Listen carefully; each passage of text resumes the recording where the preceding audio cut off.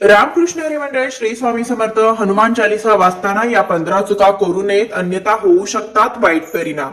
नमस्कार मित्रांनो, जय श्रीराम, जय हनुमान. भक्त बजरंगबलीला प्रसन्न करण्यासाठी बरेच लोक हनुमान चालीसाचे पठण करतात. विशेषतः मंगळवारी हनुमान चालीसेचे पठण केल्याने मनापासून इच्छित फळ मिळते. हनुमान चालीसासाठी कोणत्याही खास नियमांची आवश्यकता नसली तरी देखील काही लहान गोष्टींचे पालन करणे आवश्यक असते. हिंदू धर्मानुसार हनुमानांची पूजा केल्याने शुभ फळ मिळतात असं मानलं जातं की त्यांच्या पूजेमुळे लोकांच्या सर्व मनोकामना पूर्ण होतात आणि शुभ फळ मिळतात. म्हणूनच त्यांचे भक्तजन त्यांना प्रसन्न करण्यासाठी अनेक विशेष उपाय आजमावतात. अशी मान्यता आहे की जो कोणी भगवान हनुमानाची पूजा करतो तो समृद्धी, धन आणि सकारात्मक ऊर्जेने भरलेला असतो. हनुमान चालीसेचे नियमित पठणाने भगवान प्रसन्न होतात आणि सर्व कष्टांपासून मुक्तता मिळते. हनुमान चालीसामध्ये सुमारे 40 चौपया आहेत.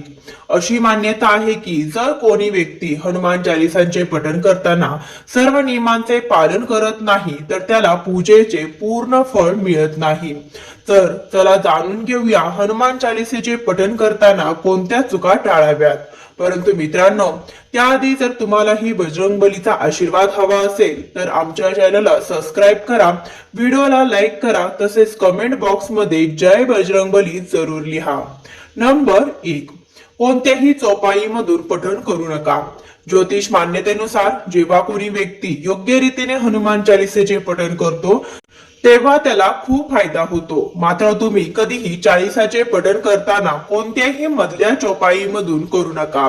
जर तुम्ही हनुमान चालीसा वाचत असाल तर ते क्रमबद्ध पद्धतीने पूर्णपणे वाचूनच त्या स्थानावरूनच उठावे. कोणत्याही मधल्या चौपाईमधून पठण सुरू करू नका. कोणतेही पाठ तुम्ही करत असाल तर ते मनापासून करावे, अन्यथा पाठ करण्याची फळ कधीही मिळत नाही.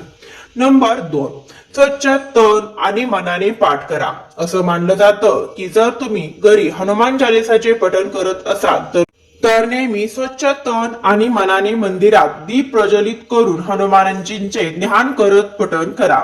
नंबर 3, तामसिक भोजन आणि मद्याचे सेवन. जर तुम्ही हनुमान चालीसाचे पठण करत असाल तर तामसिक भोजन आणि मद्याचे सेवन कधीही करू नका. असं केल्याने तुम्ही हनुमानजींच्या क्रोधाचे पात्र बनू शकता. हनुमानजी बाल ब्रह्मचारी आहेत आणि नेहमी मांसाहारी वस्तू आणि मद्याच्या सेवनापासून दूर राहावेत. तेव्हाच तुम्हाला पूजेचे फळ मिळेल. 4, कोणाशी व्यर्थ भांडण करू नका. जर तुम्ही हनुमान चालीसाचे पठण करत असाल तर कोणत्याही दुर्बल व्यक्तीला त्रास देऊ नका आणि व्यर्थ भांडण करू नका. तुम्ही कोणाचाही अपमान करू नका आणि कोणासाठीही अपशब्द वापरू नका. गरिबांची मदत करा. नंबर 5, जीवन साथीला सोडून इतर नाते संबंधात जाऊ नका. जर तुम्ही हनुमान चालीसाचे पठण करत असाल तर जीवन साथी व्यतिरिक्त इतर नाते संबंधात जाण्याचा विचारही करू नका. असं केल्याने तुम्हाला हनुमान चालीसाचे शुभ फळ मिळत नाही. विवाहित पुरुषाने कोणत्याही परस्त्रीशी संबंध ठेवू नये आणि स्त्रीने आपल्या पतीला सोडून इतर पुरुषाशी संबंध ठेवू नये. जर कोणी अविवाहित असेल तर त्यांनी परकी स्त्रीपासून दूर राहावे. नंबर 6, गरीब आणि प्राण्यांना त्रास देऊ नका. जर तुम्ही घराच्या समृद्धीसाठी हनुमान चालीसाचे पठण करत असाल तर गरीब आणि प्राण्यांना त्रास देऊ नका. असं केल्याने पूजेचे फळ मिळत नाही आणि घरात दुःख राहते. नंबर 7, कोणताही अपराध करू नका आणि खोटे कधीही बोलू नका. जर तुम्ही हनुमान चालीसाचे पठण करत असाल तर कोणताही अपराध करू नका आणि कोणाचाही धोका करू नका. मनात कोणाचाही द्वेष न ठेवता पूजेचे फळ मिळते. नंबर 8, हनुमान चालीसा वाचताना घाई करू नका. हनुमान चालीसाचे पठण करताना कधीही घाई करू नका आणि कोणत्याही श्लोकाचं उच्चारण चुकीच्या पद्धतीने करू नका. नेहमी धैर्यपूर्वक पठण करा. नंबर 9, रामाचे नाव घेतल्याशिवाय सुरुवात करू नका. सुरुवातीला जय श्रीराम नक्की म्हणा.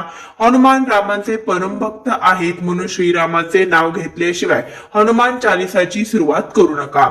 नंबर 10, तन आणि मन स्वच्छ ठेवा. हनुमानजी आणि त्यांचे इष्ट श्रीराम यांच्या चित्राची स्थापना करा. त्यांच्या समोर जलाने भरलेले पात्र ठेवा आणि कमीत कमी 3 वेळा किंवा 108 वेळा चालीसाचे पठण करा. नंबर 11, मनात अनुचित विचार आणू नका. हनुमान चालिसाचे पठण करताना मनात कोणत्याही प्रकारचे अनुचित विचार आणू नका. चालिसाचे पठण दररोज एकाच वेळी करण्याचा प्रयत्न करा. नंबर 12, मंगळवार आणि शनिवारला हनुमान दर्शन. हनुमान चालिसाचे पठण करणाऱ्यांनी मंगळवार आणि शनिवारला हनुमान मंदिरात जाऊन हनुमानजींचे दर्शन जरूर करावे.